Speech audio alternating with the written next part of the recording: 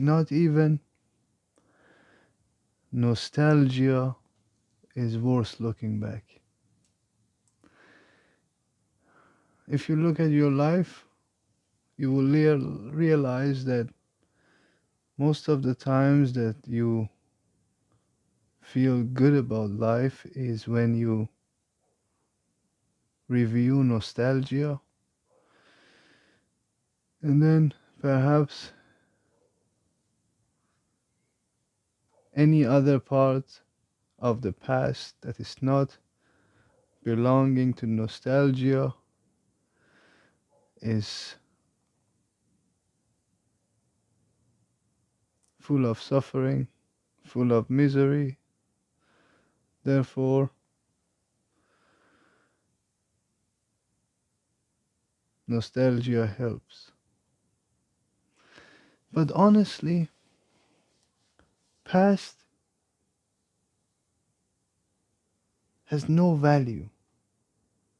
Whatever that has happened has no value, no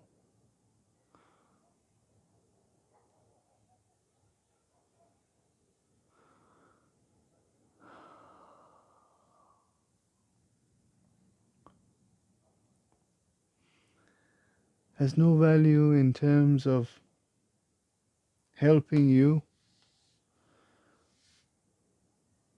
to get to a better state of life. Don't let this psychotherapy world fool you. Not that I'm telling you you don't need psychotherapy, but I want you to know that you do not need to be diagnosed with something to be able to get your life sorted. You just simply need to look at future. Past is often the first barrier. The second barrier is future, but first we gotta get to the future. But then the psychotherapy world cannot say anything about your future. They can always say something about your past. Whatever you say in their textbook, they have something about it because someone else somehow went through it. And perhaps they study and study and study more. They can just only label you and they go on label you forever. Categorize you in this category and that category.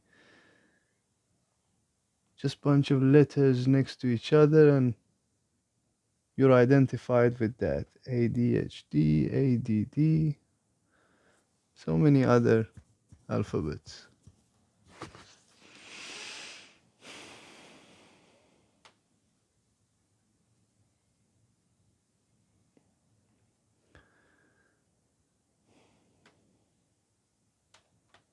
Perhaps some of you need psychiatric help. I don't know.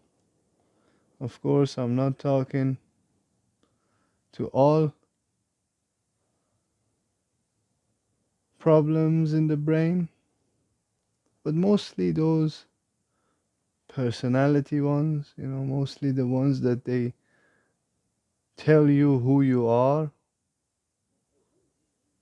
and then you identify with it just because it makes sense in the textbook. Drop that. That means nothing. Absolutely nothing.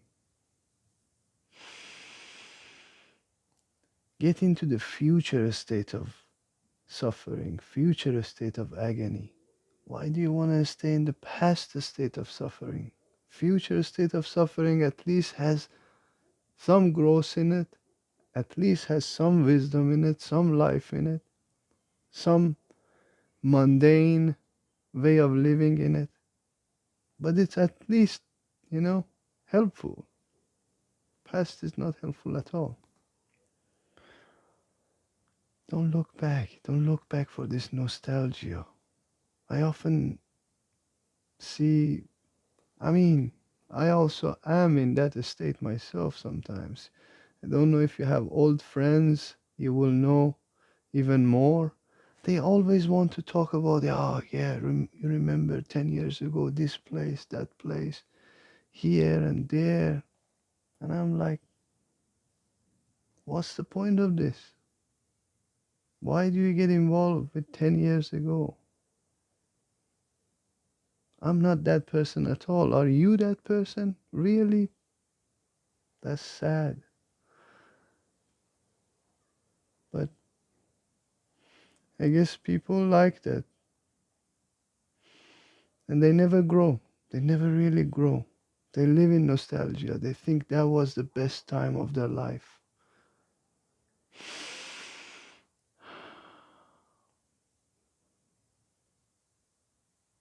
Don't do that. Don't do that to yourself. Get involved to the future state of life. Get involved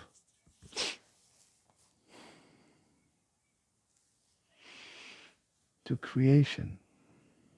Create something. Move. Be active. Cultivate.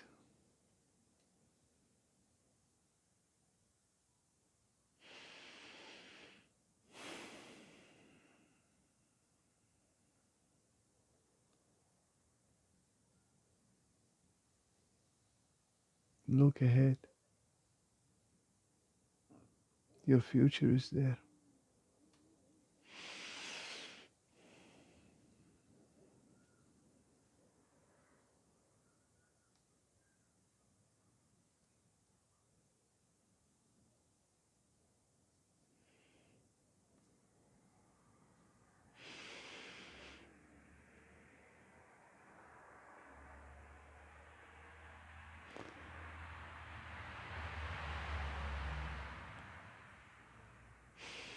Not even nostalgia worth looking back.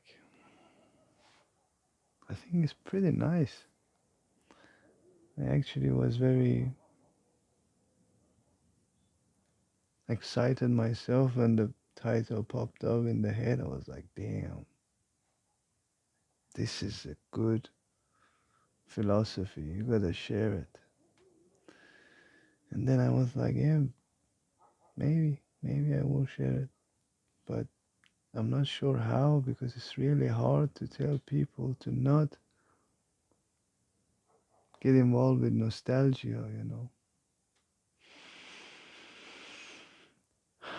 I tried. I tried. I think I tried well. Let's try another way.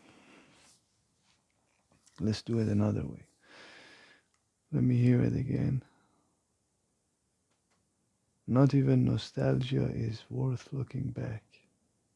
Yeah, like nothing is basically worth looking back. That's what it means. Not even the good part of it. Although you're mostly involved with the bad part, and then that's why the nostalgia is so helpful, so dense with good feelings, because it's rare. But then what you have in abundance is the suffering in the past, and that's what you're escaping.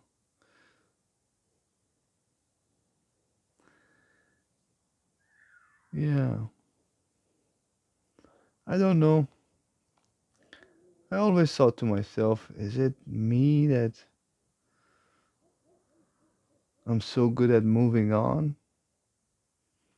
Like why people can't move on? Like this was always a very mind-boggling question for me, that why people can't move on. Like it's so simple to move on.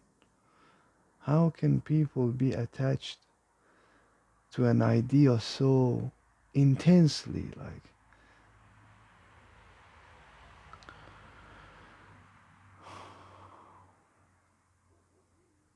I guess that was always one of my superpowers,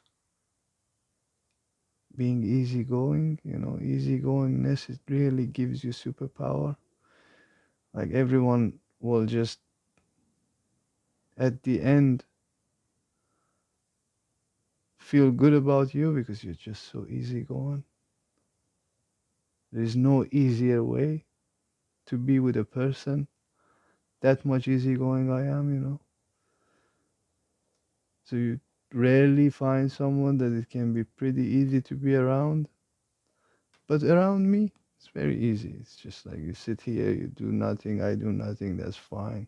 You do something, I do something, that's fine. All of the things that we do is fine. So maybe move on, become a little bit easygoing. Don't cling on too much.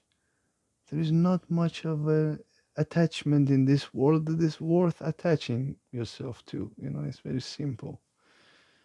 Don't get attached, especially to the past, because that's the first hurdle. Hurdle, yeah, that's the first hurdle. You gotta move on from this past. It's okay, do it gradually, do it with meditation, you know. Do it with intention that you want to move on from this past, this nostalgia, this perhaps trauma. Everything that you went through is fine. All that trauma is fine. Just kiss one goodbye to it, throw it in fire, write it on a paper, one kiss, throw it in the fire. That's it. Over. Don't underestimate these rituals. Go through it. If not this way, another way. Find a way to really create a connection with your trauma and let it go. You know, don't let it just linger around in the back constantly, just like holding you back.